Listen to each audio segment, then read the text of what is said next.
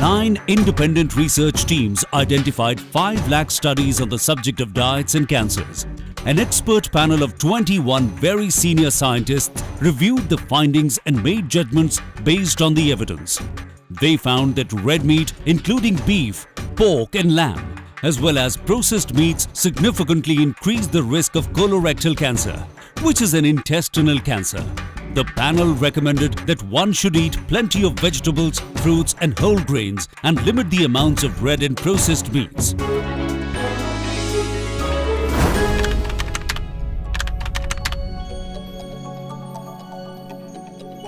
A detailed medical study conducted here concluded that higher consumption of meat and fat from animal sources can increase the risk of colorectal cancer. On the other hand, high consumption of fruits and vegetables with high fiber content can play a protective role against the risk of colorectal cancer in Saudi society.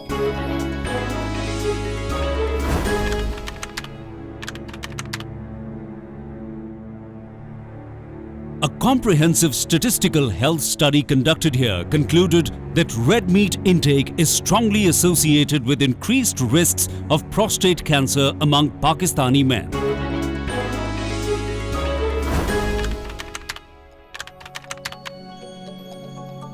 A team of eminent doctors, after analyzing broad-based data, concluded that frequent consumption of red meat and fat items may increase prostate cancer. Their study found that more intake of fruits, vegetables and fluids may protect against prostate cancer in Pakistan.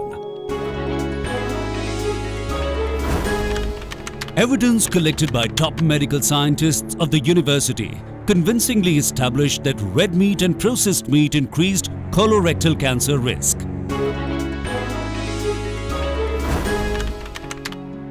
A study using scientific methods has proved that consumption of some types of meat and processed meat may be associated with the risk of developing colorectal cancer.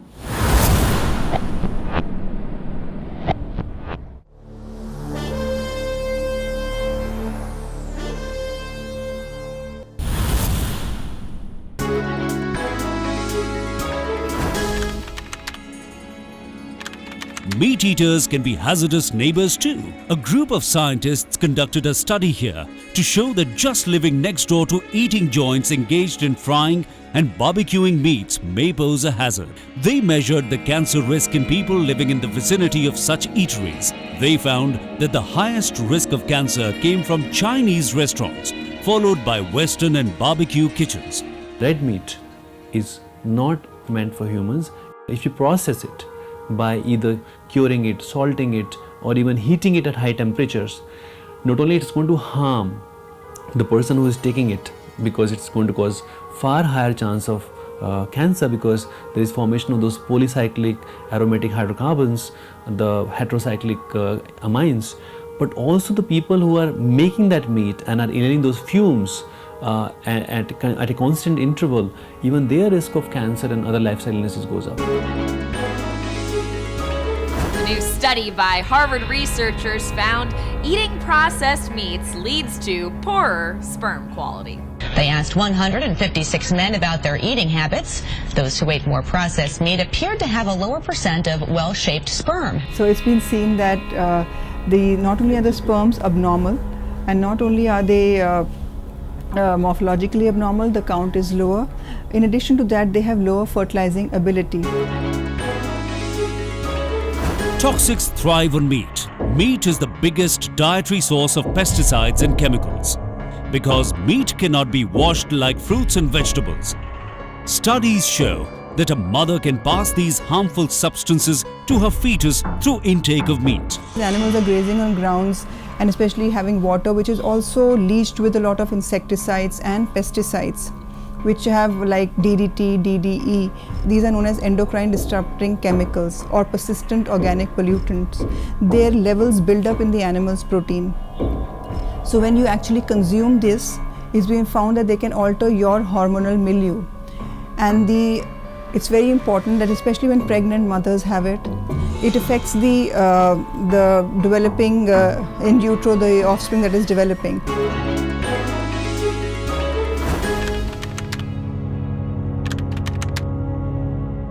More meat means less sperms too. Researchers have analyzed semen samples from 387 men born between 1949 and 1983.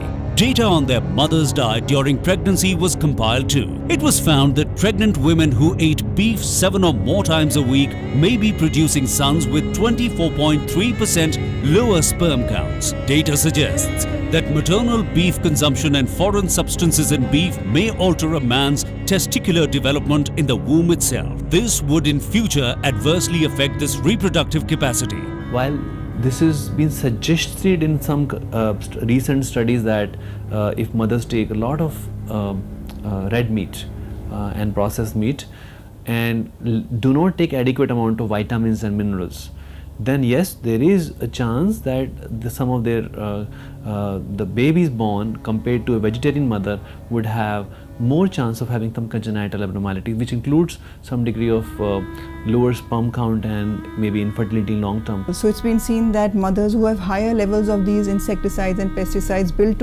in their blood, and especially when they're having a lot of non-veg food, and that could actually affect the in utero development of the fetus, actually really affects the genitourinary system. And so there are a large number of defects which affect the gonads. So children are born with ambiguous genitalia like undescended testes, like they have cryptorchidism or hypospadias. It affects the testicular development, and later on these children can go on to develop testicular cancer. It's also been seen that there are disorders of the thyroid which could also affect growth of the brain. So it's been seen that children who are exposed to such higher levels of in utero, so they have disorders of attention, behavior, sensory deficits.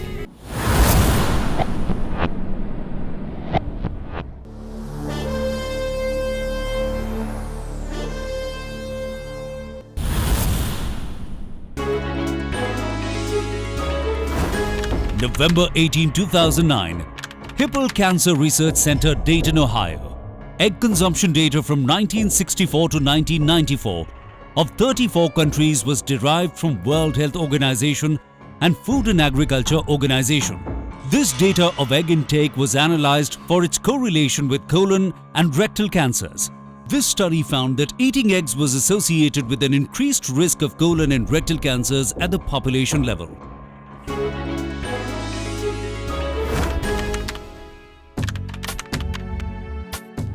Researchers studied 27,607 men who were part of the health professionals follow-up study from 1994 to 2008. It was found that by consuming 2.5 eggs per week, men increased their risk for a deadly form of prostate cancer by 81%, compared with men who consumed less than half an egg per week.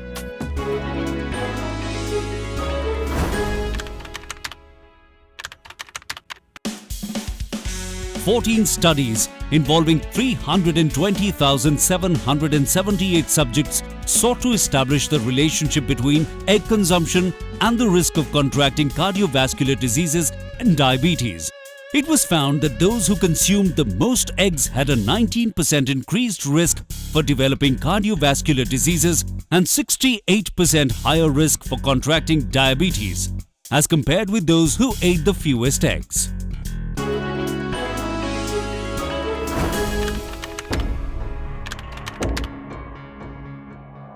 Eggs, the artery killer. Scientists investigated the relationship between intestinal microbes and dietary phosphatidylalkylamine found in eggs and the resultant damage to the arteries.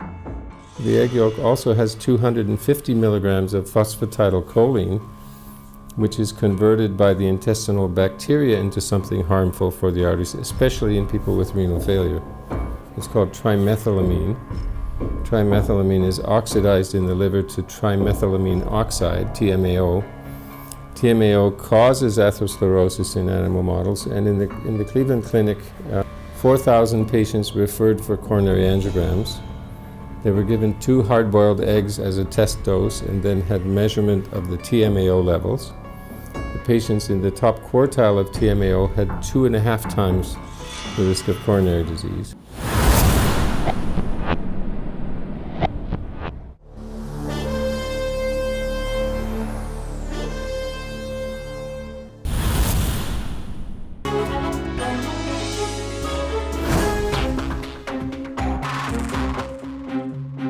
Diets of healthy 37,978 men and 83,644 women were tracked for up to 28 years.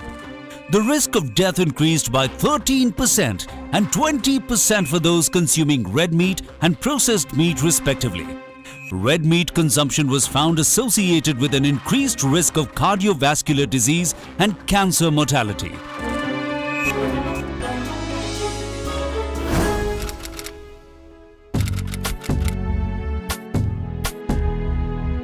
A data of diets and lifestyle of 4,48,568 healthy men and women was analyzed.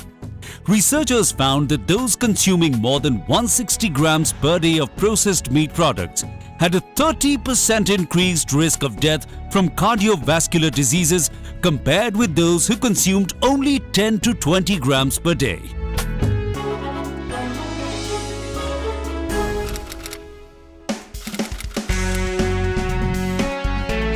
A meta-analysis of 21,604 persons showed that those who followed a vegetarian diet had a lower blood pressure compared to participants who consumed an omnivorous diet.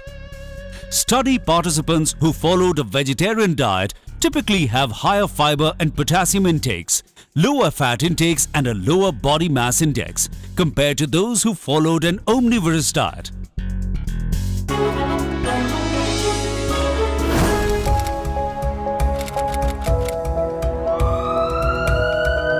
In one of the most prestigious studies in the world, scientists from Massachusetts General Hospital based their findings on health and diet records gathered from 1,31,342 people who were tracked for 3 decades. They found that every 3% increase in calories from plant protein reduced the risk of dying from heart disease by 12%. On the other hand, raising the intake of animal protein in one's diet by 10% led to an 8% higher risk of dying from heart disease. Individuals that consume the highest amounts of animal-based proteins had a somewhat higher risk of mortality, in particular cardiovascular mortality. The consumption of plant protein instead of eggs led to a 19% reduction in death risk. Additionally, stopping the consumption of unprocessed red meat saw a drop of 12% mortality risk. Clearly, over the long term, a diet which is comprised primarily of plant-based proteins tends to be more favorable for longevity than someone who consumes most of their protein from animal sources. When we look at animal protein versus plant protein, we found that replacement of animal protein with plant protein is associated with a substantial reduction of mortality.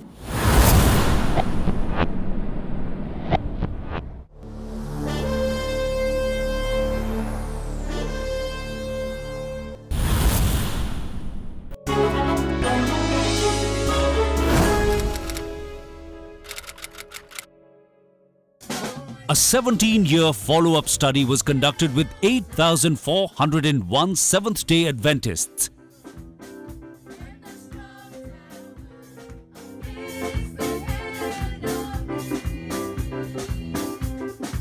Researchers found that those who ate meat products at least once a week were 29% more likely to develop diabetes compared to those who reported eating no meat products.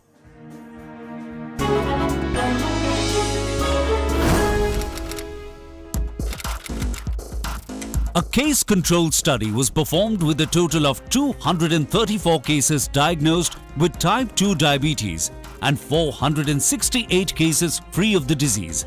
It was found that there was a 3-fold increase in the risk of type 2 diabetes in those individuals who consumed more than 5 eggs per week as compared to those who took less than 1 egg per week. And we saw dramatic results in those following the plant-based diet. We saw people's weight go down, cholesterol plummet, and those with diabetes, some of them were able to even get off their medications, and their doctors told them we could never tell they ever had diabetes before.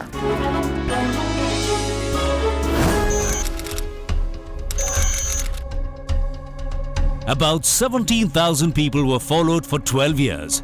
They found an 8% increase in risk of diabetes for every 50 grams of daily meat consumption.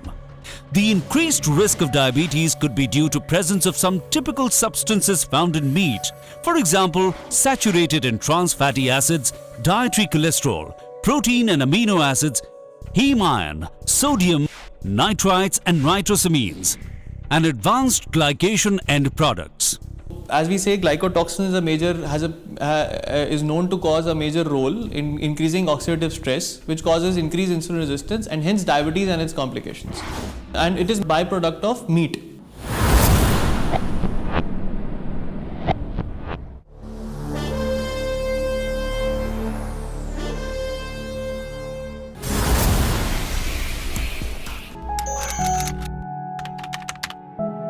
An extensive study was conducted here on 3,348 women with a healthy kidney function.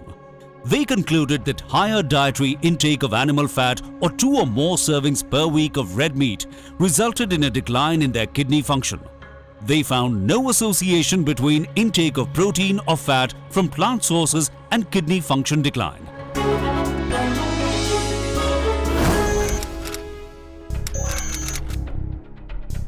A scientific study here found that acidifying diets like meat damaged tiny, delicate urine-making tubes in the kidneys.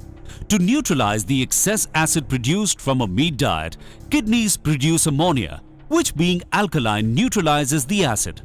The excess ammonia has a toxic effect on the kidneys, resulting in its declining function. The study concluded that more alkalinizing foods like fruits and vegetables must replace acidifying food like meat to avoid end-stage kidney failure and diabetes.